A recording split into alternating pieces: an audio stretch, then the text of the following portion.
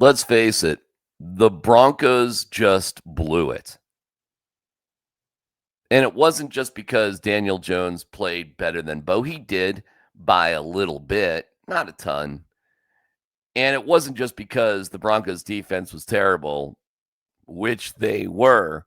And it wasn't just because they got screwed on a ridiculous call that never gets called. That happened too. The Broncos blew it because, well, kind of all those things.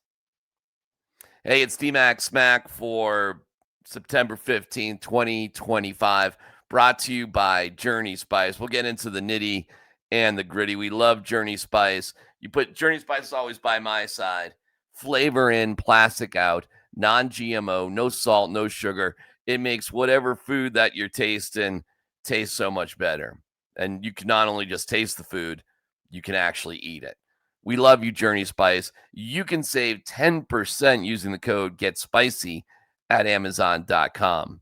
And you can use this QR code right here. Bammo, get yourself 10%. Did you get time to get that? More on Journey Spice in just a little bit, but we do love Journey Spice. Thank you, and thank you, Rosa. We love you. The play that everybody's talking about, of course, is this right here. Now, what is crazy to know is where to even look on this play. It is not on the center. It's DeAndre Tillman on the right guard, which is number 68 for the Colts. And you know what that looks like? That looks like to me, folks. I don't know. Let me see here. Every single field goal block ever. To think that they would call a leverage penalty, whatever the letter of the law is so absurd to me. Now, you can see that Tillman is going up and above. He's using his left hand, pressing down on 68 and jumping up to try to block the kick. Okay, boom, left hand on his back, jumps up, leverage, and he's kind of on his shoulder. So instead of just going through the guy, but you can see that. I mean, it's not just him. I mean, take your choice.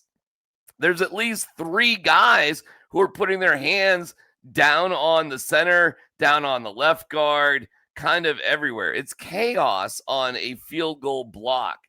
But they called it on Tillman. I almost feel bad for the dude because I can see Awazarike, DJ Jones do the same thing to the left guard, to the center, to the right guard. It's just that Tillman sort of got through a little bit more there.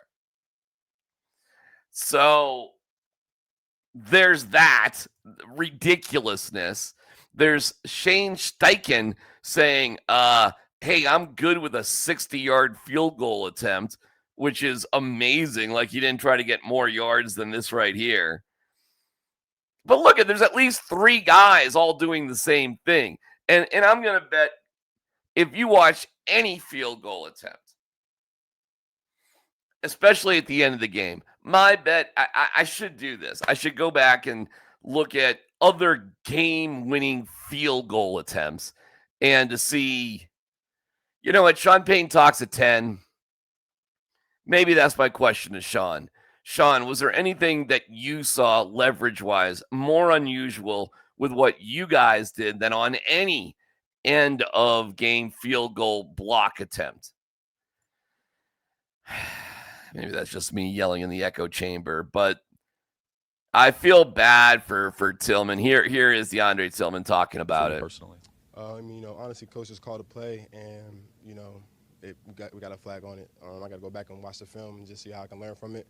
I'm trying to do everything I can to help this team out, so, I just got to be better. Nick just said, of course, you weren't trying to, have a penalty or anything. Did you know that rule, or were you just playing free and playing kind of with going for the ball? Yeah, I was aware of it. I was just going for the ball, trying to make a play, but, just got to, again, just look at the film and just see what I could do better from it, just learn from it. Have you seen it at all on replay? Not yet, no. Did you know, because they announced Awazarike had it, but when did you find out it was kind of on you, the penalty? After the game, on the field I didn't really know who it was called on, but, just got to go back and look at it. What are your teammates said to you? Have they come up? Because when we've talked to them, they've all been, don't point fingers. This is a team game. What have they said to you? Absolutely. You know, it's a team game. You know, we ride together, we die together. You know, but again, I'm just gonna go back and just look at the film, honestly. On the play. To blame Tillman is stupid. I mean, okay, he got it, but look, I'm showing you it again. DJ Jones did it. Wazirikie did it. I get it. You probably should try to just blow through the guy.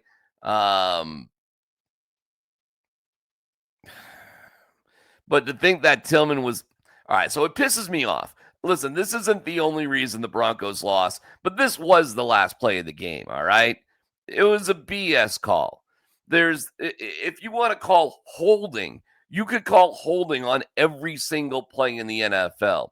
Hand fighting could be interference on the vast majority of pass routes.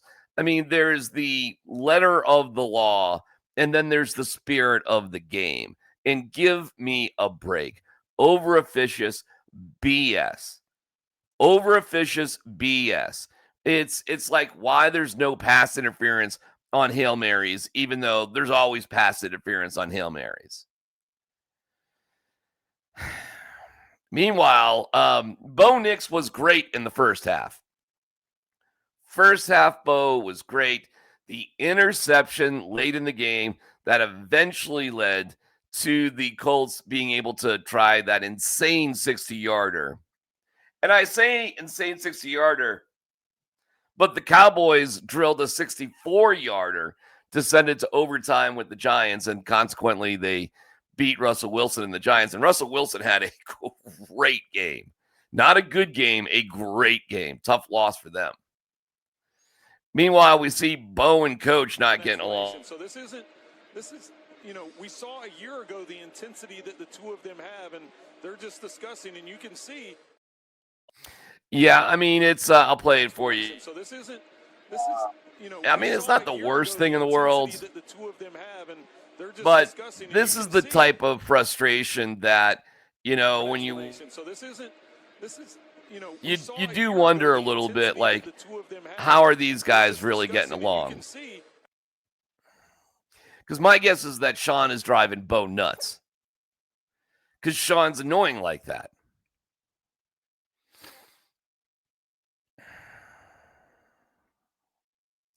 First half, Bo was great. Second half, Bo was, you know, pretty mediocre.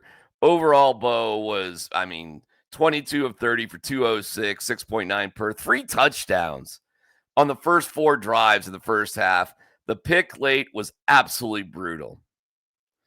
And then Daniel Jones, I mean, 316 yards, 23 of 34, sacked 1 time, Justin Strnad on a blitz, 1 touchdown, ran for a touchdown. He was better. He was better. And this vaunted Broncos defense, yikes. Just knowing that we didn't play our best today. I mean, I'm pretty sure we can all say that across the board. Defensively, shit. We weren't doing our jobs all day. And it kind of led to what it was. I got that you're close. A leading tackler for the Broncos was Pat Surtain with 11 tackles, 9 solo. That's terrible. Terrible. I mean, that's a lot of caught passes in front of Pat Surtain. They didn't care. They used everybody. They did not care if Surtain was on their guy or not. Did not matter. 1 sack. There was pressure from Benito, but the Broncos got 6 sacks last week. Broncos did get 2 virtual turnovers on 4th down at midfield. For one of them, they converted it to a touchdown, and the other was the silly interception thrown by Bo Nix. There were just too many times where the Broncos were their own worst enemy. There's no way we should have lost that game. We had probably 6 or 7 opportunities in the second half to end it, and we didn't. And, you know, Coach said it best after the game. You got to learn to win. But in order to do that, you got to stop losing. And we gave that game away today. Yeah, here's Sean Payton talking about it. Painful to watch that film, and yep, you know, we'll get the corrections made. So, starts with me, our staff, but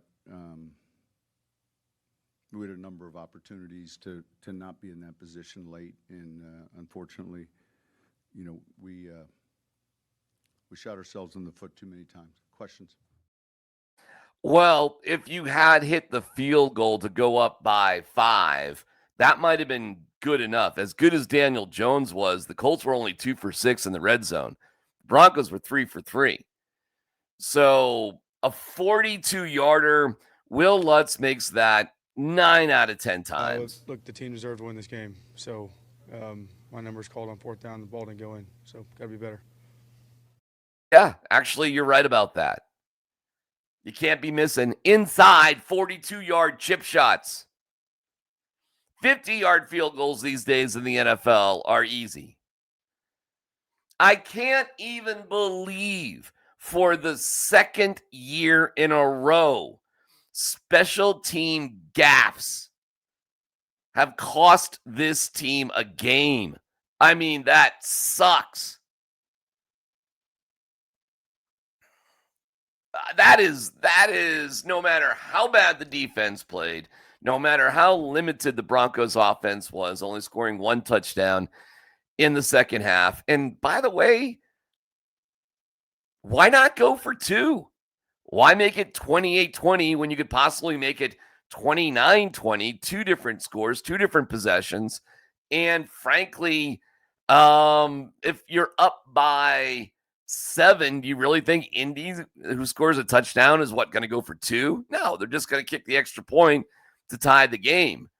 I know there's a chart about when to go for it and when not to go for it, so maybe you follow that. And I'm not making that the biggest deal in the world. I'm just pointing out a situation where you lost the game by 1 point, and going for 2 would seem to make sense. But whatever. They thought they got away with it. We all thought they got away with it because the 60-yarder went wide right. That's Bo talking about it. You can't hear it, but he's talking about it, saying they tried to escape. I wonder if you can hear this one. Okay. Sorry about the technical difficulties there. I'm getting more fired up as this goes on. There's some bottom lines here. The Colts were not better overall than the Broncos. Not really. Although what they did offensively to the Broncos, Jonathan Taylor, 165 passing yards, or rushing yards, rather. He also, 2 catches for 50 yards, including a 43-yarder. Jonathan Taylor ripping off a 68-yard run late in the game. Tyler Warren, we told you that Tyler Warren was a beast. He was. He was 4 catches, 79 yards, and they used him all over the place for a variety of different things. And Daniel Jones with Shane Steichen looks to be reborn here. But with all of that, the fact that the Broncos defense, which was not good, but was good in the red zone, should have been enough for the Broncos to win the game. It was enough for the Broncos to win the game. And then this crap call, absolute garbage call. I can't wait to go through a bunch of game-winning kicks, and I bet you see the same exact thing on every game-winning kick. I'll go back and look at the Dallas kick. Sorry that I don't have that prepared for you right now, but I'll go back and look at Dallas on their 64-yarder. Didn't win the game, but tied it late, and we'll find others too. And I bet you we see the same exact thing. So I'm not trying to give the Broncos an excuse here. They made way too many escapes. Way too many mistakes, rather. Way too many. And in the end, Bo Nix summed it up the best. But it's tough. I mean, you could take away, you could talk about my interception. You could talk about the field goal. You could talk about a missed opportunity on one of the drives. We went 3 and out. It could have gone and got points. I mean, it's a whole game that comes down to a few key moments, and unfortunately, we had some negative key moments tonight. But I mean, we gave ourselves every chance to win the game, and then at the end, we just shot ourselves in the foot. And good teams bounce back from that, and great teams don't do that. They don't beat themselves. So That's it right there. Good teams bounce back. Great teams don't do it at all. The Broncos right now are not a great team. I think they're a good team. I think they should be 2-0. You got the Chargers on the road. Chargers have a game tonight against the Raiders, so they have a little bit of a short week. You caught yourself a break. Joe Burrow will miss months with his boo-boo on his toe, and that's the Monday night game. So if you can't beat some dude named Browning, just saying, that game got a lot easier. So I still see a scenario where the Broncos, at the worst, after the first month of play, are 2-2. And I think you would have signed up for 2-2 no matter what. So, again, not freaking out. It's just much more frustrating how this game went. To lose to the Colts, who I think are going to win their division, by the way. I think they're the best team in their division. At the Eagles, who beat the Chiefs yesterday. So the Chiefs are now 0-2. Then the Jets in England, the Giants, who had a hell of a game against Dallas, but they're not great. And then Dallas, who's not great. Then the Texans, who aren't great. And then the Raiders, who will be okay. And then the Chiefs, who are not great. And listen, this schedule all of a sudden looks to me, once you get past the Eagles, a lot easier. So if you can go 2-2 after the Bengals game, you lose the Eagles 2-3, you beat the Jets 3-3, I think the season starts basically in week 7. Giants 4-3, Cowboys 5-3, Texans 6-3, Raiders 7-3, Chiefs 8-3, lost to the Commanders probably, at Raiders, so that's 8-4, probably a loss, 8-5, home against the Packers 8-6, Jaguars 9-6, at Chiefs 10-6, and then a game at home against the Chargers probably to make the playoffs. You can still get your 11 wins. This just makes it so much harder. And when we're talking about tiebreakers and playoff positioning, this is the game that will just come back and freaking haunt you. Mike McDaniel, who's probably going to be fired soon, sums it up best. To win games, you have to win the game, not lose the game. Did you catch that? To win games, you have to win the game, not lose the game. Smoky Hill education. Journey Spice is the best. There's a world of flavor out there, and to find it, you have to take the journey. Journey Spice Company handcrafts the most premium spice and seasoning blends that have no sugar, no salt, are certified USDA organic, non-GMO, vegan-friendly, and always planet-friendly.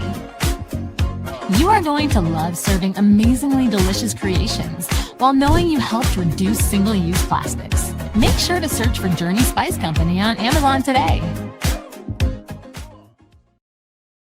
Spice, use the code GETSPICY at Amazon.com. We're here to talk all about it on Altitude Sports Radio throughout the course of the day. Sean Payton talks at 10 a.m. We'll, hear what he's got to say about, whatever.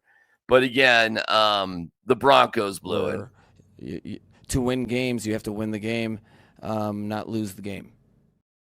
This has been DMac SMaK. Go kick today in the teeth.